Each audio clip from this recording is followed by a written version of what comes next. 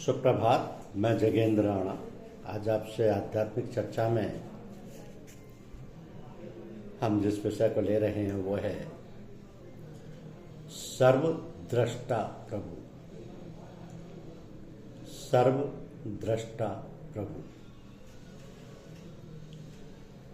प्रभु हमारी ओर सदैव देखते रहते हैं। हम प्रभु की ओर नहीं देखते। हम कहीं भी हों, किसी भी हाल में हों, प्रभु की दृष्टि हम पर लगी रहती है। ये दृष्टि ही उनकी हम पर कृपा है, पर हम अकृतज्ञ हो गए हैं। हमें लगने लगा कि प्रभु की ओर देखने की हमें कोई आवश्यकता ही नहीं रही। पुत्र कितना भी बड़ा हो जाए वो माँ की दृष्टि में ही रहता है। छोटा है तो आंखों के सामने है, बड़ा हो गया, दूर चला गया तो वह मन की आंखों से देखती रहती है। उसके ममता पूर्ण हृदय से आशीर्वाद बरसते ही रहते हैं। प्रभु हम सबकी ममतामयी माँ है। एक 6 मास के घुटनों घुटनों के बल चलने वाले शिशु को देखिए। वो 2-4 कदम सरकता, फिर अगल बगल देख लेता है कि माता पिता, भाई बहन, परिचित, संरक्षक उसे देख रहा है कि नहीं, और वह किलकाली मारकर प्रसन्न होकर और आगे सरक जाता है। पर वह मुड़कर यह अंदाज लगाए रहता है कि कोई उसे देख रहा है या नहीं।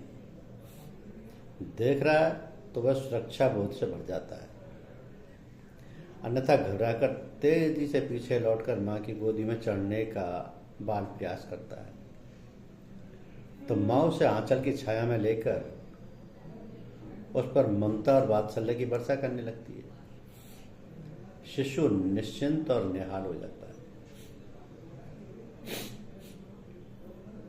तो शिशु के लिए माँ की उपस्थिति परम सुरक्षा बोध है। परमात्मा हमारे सुरक्षा बोध का मूल आधार है। त्वमेव माता कहकर हम परमात्मा के प्रति क्या निवेदन करना चाहते हैं? शिशु की देखभाल और पोषण माँ से बढ़कर कोई नहीं कर सकता। इसलिए हमने परमात्मा को भी पिता कहने से पहले माता कहा। पर हमारी कृतज्ञता, अनग्रेटफुलनेस इतनी है कि जब हम बड़े हो जाते हैं तो हमें लगता है कि हम पूर्ण आत्मनिर्भर हो गए। हमें अपने बुजुर्गों की कोई आवश्यकता ही नहीं। हम उन्हें यहाँ तक कि माता पिता को भी भूल जाते हैं जिन्होंने हमारे अंदर वो योग्यता उत्पन्न की जिससे हम आत्मनिर्भर हो सके। तो हमारा यही व्यवहार परमात्मा के साथ हो जाता है। जिस परमात्मा ने हमें जीवन दिया, शारीरिक और बौद्धिक शक्तियाँ दी, विकास के अनेकानेक अवसर दिए, जीने योग्य सामाजिक व्यवस्था दी, प्रकृति की संपन्नता और समृद्धि दी, उसी परमात्मा को हम भूल गए। तो जब कष्ट आता है या स्वार्थ अटकता है अथवा भय लगता है तब हम उसे पुकारते हैं। हमें तो उसे सदैव स्मरण रखना चाहिए। उससे हमारा सब भांति का नाता है। माता पिता, बंधु, सखा, ज्ञान, भौतिक साधन, सब कुछ केवल वही है। माँ के गर्भ से हम प्रति क्षण प्रत्यक्ष रूप से प्रभु से ही संयुक्त रहते हैं। प्रभु ही माँ के शरीर तंत्र द्वारा हमारा पोषण और रक्षण करते हैं। माँ तो केवल सावधानी पूर्वक गर्भ सहन करती है। वह गर्भ के विकास के लिए कुछ कर ही नहीं सकती। माँ केवल परमात्मा के इस कार्य में अपनी देखभाल करके सहयोग मात्र कर सकती है। शरीर तंत्र की स्वचालित या स्वसंचालित व्यवस्था जिस पर मनुष्य का कोई वश ही नहीं है। शरीर तंत्र की स्वचालित व्यवस्था है जिस पर मनुष्य का कोई वश ही नहीं। वे समस्त आंतरिक गतिविधियां प्रकृति के अटल और रहस्यपूर्ण नियमों तथा सिद्धांतों द्वारा ही चलती है। अब परमात्मा के द्वारा ही प्रकृति को ये रहस्यपूर्ण शक्तियां प्राप्त हुई हैं। प्रकृति परमात्मा का प्रत्यक्ष रूप है, प्रभु ही प्रकृति है।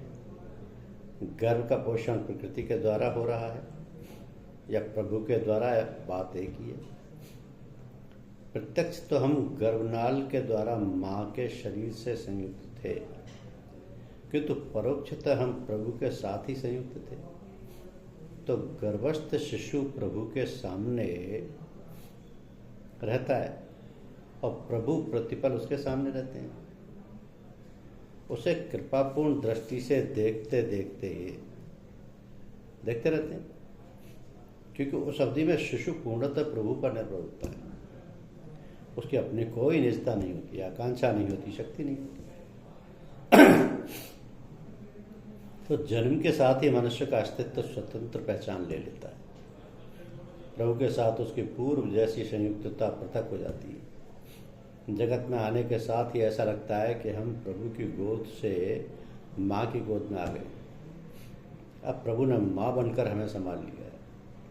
अब प्रभु वैसे समीप नहीं रह गए, कुछ दूर हो गए।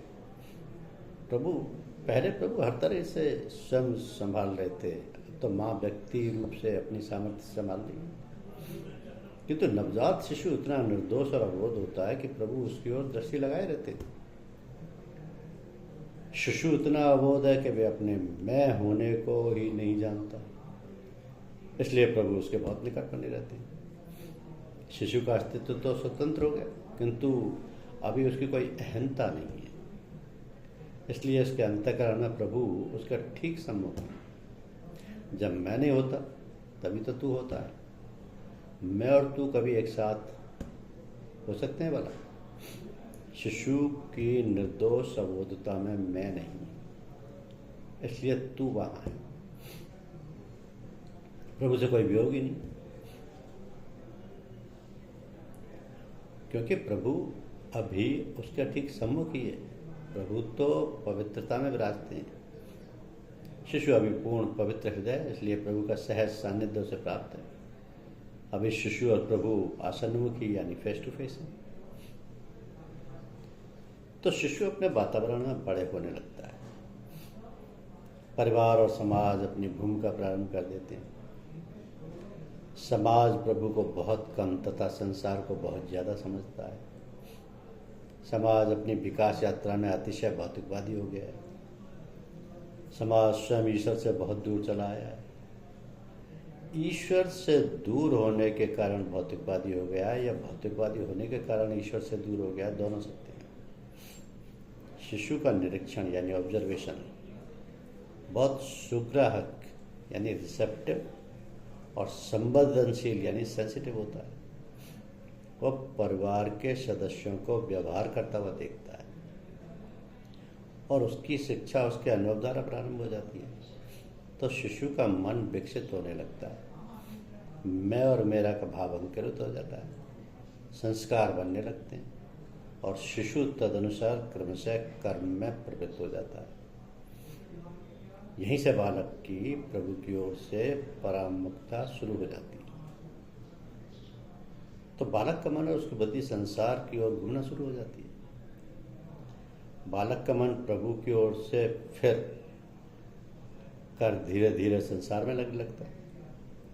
यह अत्यंत स्वाभाविक स्थिति है। प्रभु जो शिशु के ठीक सम्मुख आमने सामने खड़े हुए थे, वे तो वहीं स्थिरतापूर्वक खड़े रहते हैं, किंतु बालक मानो अपने स्थान पर ही मुंह फेर कर घूमने लगा है। अब बालक की शिक्षा कैसी है? अर्थात माता पिता परिवार संगी साथी समाज विद्यालय आदि ने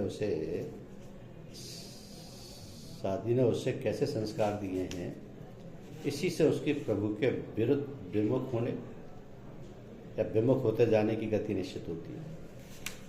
सुसंस्कार है अर्थात हृदय की पवित्रता बनाए रखने का पूरा प्रयास है और नैतिक मानवीय मूल्यों की रक्षा करते रहने का विचार है तथा बालक में अपने से भिन्न के प्रति सहानुभूति और समानुभूति सिंपैथी और एम्पैथी है। तो प्रभु से विमुख होने की उसकी गति बहुत ही धीमी होगी, अन्यथा तीव्र होगी। तो ऐसा बालक जिसकी शिक्षा सम्यक नहीं थी, जो सुसंस्कार प्राप्त नहीं कर सका है, वो यौवनावस्था आने तक प्रभु से पूर्ण विमुख हो जाता है, एकदम अपोजिट फेस हो जाता है। अब प्रभु की ओर उसकी पीठ हो जाती है, मुख संसार की ओर घूम गया, दृष्टि संसार की ओर लगी है, प्रभु पीछे हैं, मन से उनका संपर्क टूट गया है। तो प्रभु तो अभी भी वहीं खड़े हैं, वे अभी भी उधर ही देख, उसी की ओर देख रहे हैं, पर युवक अब उन्हें नहीं देख पा रहा है, उसने पीठ कर ली। अब उसका मुख संसार की ओर है, पदार्थ की ओर है, भौतिकता की ओर है, मटेरियलिज्म, यांत्रिकता की ओर है। उसकी दृष्टि विषय वस्तुनिष्ठ हो गई है, ऑब्जेक्टिव हो गई। वह स्वयं को तथ्यवादी एवं परिणामवादी समझने लगा है, यानी कि रियलिस्टिक समझता है और कॉन्सिक्वेंशियल समझता है। अब वह बुद्धिमान हो गया है, वर्ल्डली वाइज जिसको कहते हैं, पर वास्तविकता में वह विषयों में अनुरक्त हो गया है। संसार महत्वपूर्ण हो उठा है, उसकी आसक्ति ने ही उसे बांध दिया है। तो महत्वाकांक्षा और यशोलिप्सा ने उसे जकड़ लिया है। ईर्ष्या, द्वेष, क्रोध, वैर ने उसे पकड़ लिया है तथा लोभ और मोह ने मंत्र मुग्ध कर दिया है, स्पेल बाउंड कर दिया है। उसकी अहंता, इगोटिज्म जो है इतनी विराट हो गई है कि उसकी परछाई में पीछे खड़े हुए कृपालु प्रभु छुप गए हैं। तो प्रभु के पीछे होने का उसे कोई ज्ञान नहीं, कोई समझ नहीं और कोई अनुभूति नहीं हो रही है। मन, बुद्धि और हृदय सब पर लोभ, मोह और अहंकार का कार हो गया। पीछे घूमकर देख पाने की प्रेरणा देने वाला भी कोई नहीं। मनुष्य प्रभु से विमुख मृत्यु पर्यंत ऐसे ही खड़ा रहता है। हम क्या करें? संसार तो देख लिया, सारी उपलब्धियां रेत के भवन से अधिक कुछ नहीं। संसार दिखाने वाला पीछे रह गया। उसकी स्मृति कैसे आए? जिसने हमें संसार के उपयोग और उपभोग करने की शक्ति दी है। हमें संसार का केवल उपयोग करना था, पर हम भोग करने में अनुरक्त हो गए। अब समय उल्टा नहीं लौट सकता। हम युवक से किशोर, किशोर से बालक और बालक से शिशु नहीं हो सकते। विलम्ब हो रहा है, क्या करें? तो स्वाध्याय, सत्संग, सद्गुरु कोई भी मिले, कोई तो मिले जो हमारी भ्रांतिपूर्ण दृष्टि को सत्य की ज्योति से शुद्ध कर दे, उद्भ्रांत चित्त को शांत दे दे। हम अपने अंतःकरण की सारी मलिनताएं बाहर फेंक देने के लिए उद्यत हो जाए और फिर से शिशु के समान निर्मलता को उपलब्ध करने। तो कुछ तो साधन हाथ लगे, कुछ तो साधना जगे। हम धीरे धीरे इसी जहाँ खड़े वहीं पर फिर से निश्चयपूर्वक घूमना शुरू कर दें और कम से कम मृत्यु के आने तक पुनः प्रभु के सम्मुख आसन्नमुखी हो जाए। क्योंकि धन्यवाद देने का सही तरीका क्या हो? ईश्वर को धन्यवाद देने का सही तरीका क्या हो? एक बार अमेरिका में किसी ने जरूरत के वक्त किसी से $500 उधार मांगे, उसे डॉलर मिल गए। काम होने पर लेने वाला देने वाले को धन्यवाद से $1 वापस करने लगा। देने वाले ने कहा धन्यवाद का ये तरीका ठीक नहीं। उसने कहा सही तरीका ये है कि तुम इन $500 को आगे किसी जरूरतमंद को दे दो। कहते हैं वे $500 आज भी अमेरिका में घूम रहे। कहना ना होगा कि धन्यवाद यानी बदला उतारने का यही तरीका श्रेष्ठ करे। यदि हमारी कोई मदद करे तो हम भी किसी की मदद करते हैं। जो बांटेंगे उन्हें और दिया जाएगा और जो बचाकर रखेंगे उनसे वो भी छीन लिया जाएगा। इस वचन का अर्थ कुएं का उदाहरण है। यदि कुएं से जल ना निकाला जाए तो जो है वो भी सड़ जाता है। इसी प्रकार जो हमारे पास है, यदि उसे हम अन्य न्यायों को या अन्यों को बांटते रहते हैं तो हमारे पास और आता जाता रहता है। यदि हम अपने पास जो है उसे नहीं बांटते, बचाकर रखते हैं, तो हमारे संसार से विदा होने पर उसे छीना हुआ ही समझा जाना चाहिए, क्योंकि हमने उसका कोई उपयोग किया ही नहीं। हम जैसे दुनिया को देखें